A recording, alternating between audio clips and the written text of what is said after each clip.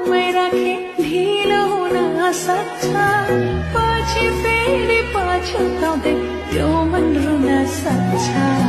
कति